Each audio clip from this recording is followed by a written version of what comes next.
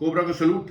मैं आज आपके सामने अपना 98वां वीडियो लेके आया हूँ। 58 वीडियो है मेरा ये, हमेशा की तरह with a very important and interesting subject. आज का विषय बहुत ही महत्वपूर्ण है। ये घटना अभी भारत के साथ घटी है। इसका विषय है चाइनीज स्पाई शिप और उसका प्रभाव भारत पे। ये वीडियो देखने के बाद अगर आपको मेरा वीडियो अच्छा लगे, पूरा जरूर देखिए। तो आप अगर अभी तक आपने सब्सक्राइब नहीं किया है तो सब्सक्राइब कीजिए, शेयर कीजिए और लाइक कीजिए, क्योंकि ये बहुत मेहनत से मैं बनाता हूँ। आपको एक नया विषय देता हूँ, नया डायरेक्शन में सोचने में मजबूर कर देता हूँ। विषय पे आते हैं।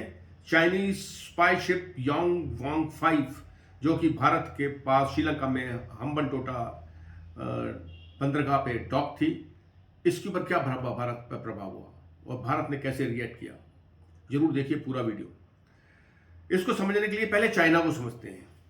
चाइना एक अभी तक थोड़े दिन तक, कई सालों तक आर्थिक सुपर पावर बना हुआ था, नंबर 2 पे था, बहुत अच्छा कर रहा था बिजनेस में। अभी उसका डाउनफॉल चल रहा है। तो उसकी नेवी उसने बहुत जबरदस्त बनाई थी। It is got the biggest navy in the world. 355 warships है उसके पास, सबसे बड़ी नेवी है उसकी, चाइना की। It may not be powerful because वो कहीं टेस्ट नहीं हुई है। अमेरिका की मोस्ट पावरफुल, रशिया की, फ्रांस, ब्रिटेन की, they are powerful navies, they been tested, इधर उधर जाती रहती है। चाइना ने, अगर आपको एक इकोनॉमिक सुपर पावर बनना है तो आपकी ट्रेड रूट जो कि ज़्यादातर शिप से जाते हैं, अटलांटिक, पैसिफिक, जैसे भारत अभी ब्राज़ील और साउथ अमेरिका से पेट्रोल ले रहा है, उसको एक ट्रेड रूट सिक्योर चाहिए। तो ऐसे कंट्री को अगर अपना बिजनेस करना है, सामान लेना और बेचना है, तो ये ट्रेड रूट सिक्योर करने के लिए, दुनिया पे डोमिनेट करने के लिए, सीज को डोमिनेट करने के लिए बहुत पावरफुल नेवी चाहिए, विच चाइना इज गॉट।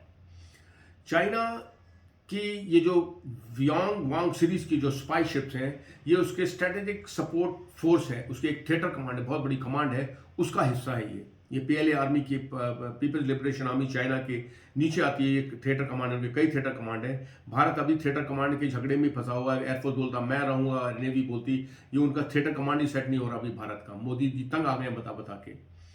उनका थिएटर कमांडर, थिएटर कमांडर एक कोहेसिव फोर्स होती है जिसमें आर्मी, नेवी, एयरफोर्स इकट्ठे होते हैं, इंडिविजुअल ऑपरेट नहीं करते जैसे इंडिया में ऑपरेट कर रहे हैं, और वो इफेक्टिव डिसीजन ले सकते हैं और एक्शन ले सकते हैं। उस फोर्स का ये हिस्सा है, स्ट्रेटेजिक सपोर्ट फोर्स का। 7 शिप हैं ऐसी, ह्यूज शिप्स हैं, 20,000 टन की शिप्स हैं, बहुत बड़ी शिप्स हैं। 400 इसमें क्रू मेंबर काम करते हैं, एक्सपर्ट्स काम करते हैं। इनके पास रडार है, सेंसर है, बड़े बड़े एंटीना लगे हुए हैं इसमें। They can capture conversation, movement of aircraft, rockets, missiles, satellites 750 kilometre around this ship. Depth पे भी स्टडी कर सकते हैं। They can catch every movement. ये ऐसी बड़ी खतरनाक शिप है। तो जूलिया चंग जो कि अमेरिकन एम्बेसडर टू श्रीलंका है, उन्होंने इंडिया को बताया कि भैया ये मिलिट्री शिप है, ये इसमें सिविलियन जैसे लोग रहते हैं, इस ये मिलिट्री शिप है, it's not a civilian ship, and it only moves out when there is conflict and war कुछ होता है या कुछ एग्रेसिव एक्शन करना चाहता है चाइना। तो आप केयरफुल रहिए, इंडिया को बोला उसने। इंडिया ने श्रीलंका को वार्निंग दी और इस शिप 11 तारीख को यहाँ पहुंचने वाली थी, हम्बनटोटा बंदरगाह, डीप सी बंदरगाह श्रीलंका में 11 तारीख को पहुंचने वाली थी। इंडिया ने अपने प्रेशर से उसको रोका।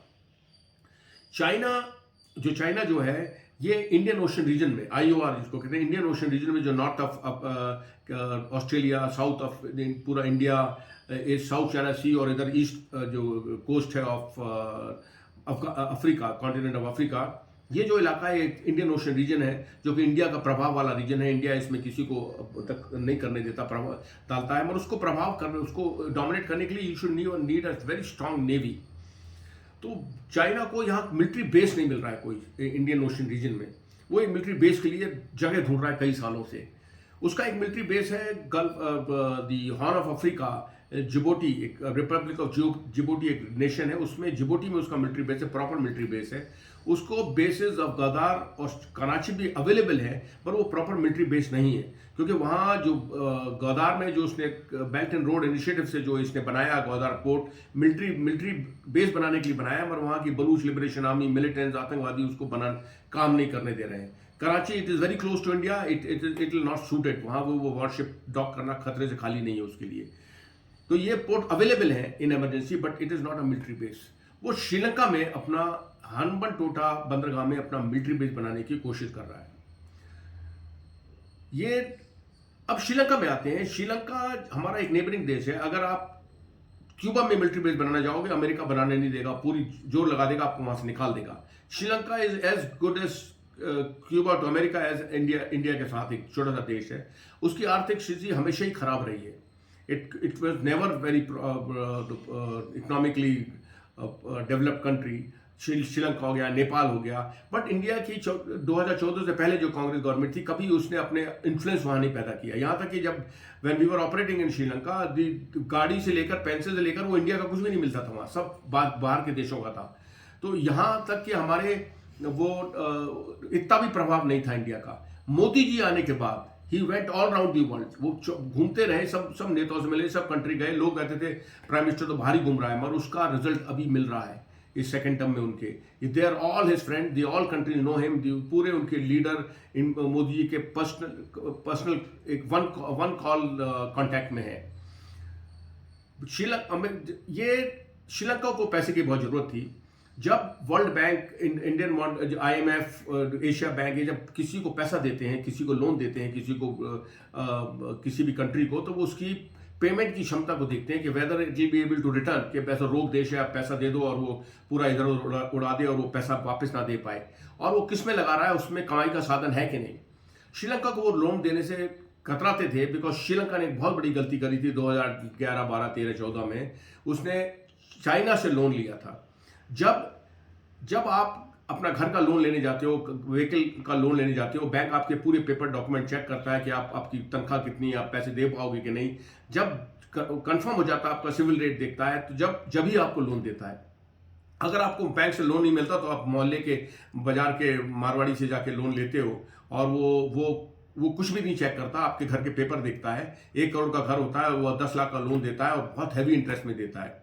इसी प्रकार चाइना भी बहुत हैवी इंटरेस्ट पे लोन देता है। वर्ल्ड बॉडीज 0.01% पे लोन देती है, चाइना 9 और 10% पे लोन देता है कंट्रीज को, और कुछ चेक नहीं करता, कोई आपकी क्षमता है नहीं, चेक नहीं करता।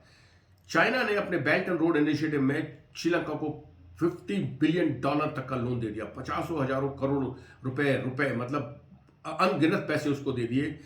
और श्रीलंका को बोला कि हम आपका डीप सी पोर्ट है, हम्बनटोटा पोर्ट है, जो कि इंडिया के वेरी नज़दीक है, उसको हम डेवलप करेंगे और एक बहुत बड़ा आधुनिक पोर्ट बना देंगे, जिससे कि ये सी रूट है, आपका मेजर बिजनेस रूट है पूरी दुनिया का। अटलांटिक, साउथ चाइना सी, इंडियन ओशन, फिर अफ्रीका और यूरोप, वहाँ से बिजनेस करते हैं ये पूरा, Saudi Arabia, Africa, middle east. तो आपका ये इतना रूट रहेगा, बड़े बड़े कंटेनर आपके इधर आके डॉक करेंगे, आप उनको, आपका बिजनेस होएगा, वो होटल होएगा, इंडस्ट्री आपके, मतलब आप इमेजिन नहीं कर सकते इतना आपका फायदा होएगा। पूरा उनका सर्विसिंग होगी, तो मैकेनिक होंगे, उनके बड़ी बड़ी फैक्ट्रियाँ लगेंगी जो कि शिप को रिपेयर करेंगी, खराब हो गए, लंबा रास्ता है, और उसके बाद ये गैप आता है, ये पोर्ट आता है। श्रीलंका को ऐसा सपना दिखाया, श्रीलंका ने बोला ठीक है, उसने वो पोर्ट डेवलप कर दिया, आधुनिक वर्ल्ड क्लास बना दिया, और श्रीलंका से फिर बोला अभी आप उधारी, अब इंटरेस्ट अब देना वापस करो। श्रीलंका के पास था नहीं पैसा, उसने 3-4 साल देखा, बोला ये तो एक भी कमाई नहीं हुई, इस पोर्ट से कोई भी शिप डॉक नहीं करती है, यहाँ कुछ भी नहीं इधर होता है, आपने बोला था ऐसा होगा, हम पैसा कहाँ से दें। जब चाइना ने जब वो 11 तारीख को श्रीलंका को बोला कि हमारी ये यांग वांग 5 शिप इधर आने वाली है और डॉक करेगी, आपके पहुंच जाएगी 11 तारीख को, और इंडिया ने श्रीलंका पे प्रेशर डाला, तो श्रीलंका ने चाइना को बोला भाई आप इस शिप इधर नहीं ला सकते, हमारे लॉट ऑफ ऑब्जेक्शन है, यहाँ आपकी मिलिट्री शिप है। उनने बोला कि आपकी इतनी उधारी है हमारे ऊपर, अगर आप हमको चुका नहीं पा रहे हो, और आप हमसे रिक्वेस्ट कर रहे हो कि कुछ राइट ऑफ कर दो और कुछ हमको समय दो, हम फिर कोई समय हमें नहीं देंगे, हम फिर दूसरे इलाका कब्जा करेंगे अगर आपने हमारी शिप को रोका तो। श्रीलंका क्या करता, डर के मारे उसने 13 तारीख को सोच विचार करके परमिशन दी चाइना को, आप 16 तारीख से 22 तारीख तक इस पोर्ट में आप अपनी शिप डॉक कर सकते हो, मगर यहाँ क्रू चेंज नहीं करोगे। इंडिया ने उसको बताया था क्रू चेंज नहीं करोगे, आप अपना ऑटोमेटिक आइडेंटिफिकेशन जो सिस्टम है, जो वो है, उसको ऑन रखोगे। जैसे ट्रू कॉलर, आप कॉल करते हो तो आपको उसका नाम पता लग जाता है किसने कॉल किया, ऐसा ही सिस्टम ऑन रखोगे 24 घंटे, आप उसको बंद नहीं करोगे। और आप अपना जो भी अपना पेट्रोल डीजल भरना है, आपने आराम करना, रेस्ट करना, अपनी शिप में सफाई करना है, जो भी करना है, और आप क्रू चेंज नहीं करोगे, वही क्रू लेके फिर आप आगे जाओगे।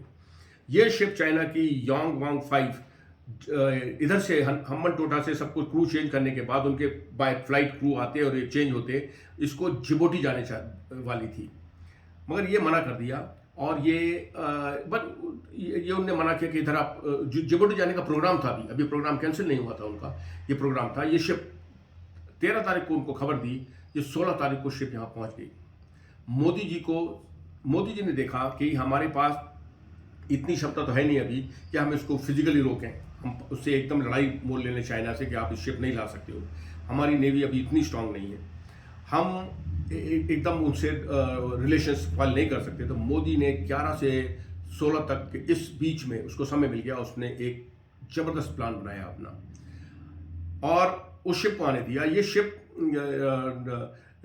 शिप जो ये है जब पहुंच रही थी इसकी, मोदी ने अपनी नेवल कम्युनिकेशन शिप वॉरशिप को डिप्लॉय किया, उसमें इसरो और इसके साइंटिस्ट लगवाए पूरे। इस ship was deployed next to very close to this Hambantota बंदरगाह। इसके 4 सैटेलाइट, उसके स्पाई सैटेलाइट है जो इंडिया के लॉन्च करें मोदी के आने के बाद, ये पूरे डायरेक्ट करें उस पर जीसैट 7 अल्फा, अग्निबर्ड, रुकमनी और आर आई सैट 2BRI, ये 4-5 सैटेलाइट उसने, स्पाई सैटेलाइट उसने पूरे कॉन्सेंट्रेट कर दिए हम्बनटोटा बंदरगाह पर। ये जब शिप पहुंची तो कौतल्या इलेक्ट्रॉनिक एक सिस्टम है जो मोदी ने बनाया है, उनके साइंटिस्ट ने बनाया, ये सब 2014 के बाद हुआ है। उसने पूरी शीट लगा दी उस शिप के ऊपर, और हमारा अगर वो ये कार्रवाई नहीं करते, हमारी ये नेशनल सिक्योरिटी एडवाइजर और कैबिनेट कमेटी ऑन सिक्योरिटी ने प्लान करके पूरा प्लान बनाया, नहीं तो हमारा Kudankulam, Kalpakkam nuclear power plant, Sriharikota, Chandipur, Balasore, ये सब हमारे जितने भी थे नेवल बेस सब थ्रेटेड थे। एक एक कम्युनिकेशन उसका वो कैप्चर कर पकड़ लेता वो ये चाइनीज शिप, एक एक खबर उसको मिल जाती और वो हमारे को गलत फीड भी करता। ये उसने पूरी शील्ड लगा दी उसका, वो चाइना एक भी उसकी जो सिग्नल थे वो बाहर नहीं निकल पाए शील्ड से, और उसको गलत इंफॉर्मेशन फील करना शुरू कर दिया। उसको बम्बार्ड करते रहे विद सिग्नल कम्युनिकेशन ऑफ जो फैब्रिकेटेड सिग्नल कम्युनिकेशन, उस शिप को करते रहे कि इतना उसका नतीजा हुआ कि उसके पूरे डाटा बैंक, उसका सब CD UD जितनी भी स्टोर करने की जगह थी सब भर गई, फुल हो गई, उसके बाद जगह नहीं था, इतना कंटिन्यूसली बम्बार्ड किया उसको। Modi ji with his strategy and with scientist and Indian navy उस सिस्टम को उसने फेल कर दिया उनका। With the result this ship was to go to Djibouti, वो जिबूटी जाने वाली थी विद अपना काम करते हुए, उसके पास कोई डाटा कलेक्शन का साधन नहीं था, and it had to go back to Jiangyin in उसका जो पोर्ट है चाइना में जहाँ ये डॉक रहती है, वापस वहाँ चली गई। मोदी जी यही डिफेंस फोर्सेस को बोल रहे हैं कि अभी आपकी जो आर्मी है, आर्मी जो इतनी स्ट्रेंथ बढ़ गई है, ये आतंकवादियों से श्रीलंका JNK में लड़ने के लिए नहीं है। ये now it please develop raise your capability to go deep inside Pakistan, deep inside China, Aksai Chin and raid and destroy the enemy. Navy has to dominate Pacific, अभी नेवी को बढ़ा रहे हैं वो। Navy and Air Force are not supporting arm to army, they are equal arm, Navy has to be more powerful, the Air Force has to be more powerful, the army should have much wider role। अब वो पाकिस्तान खत्म हो गया है।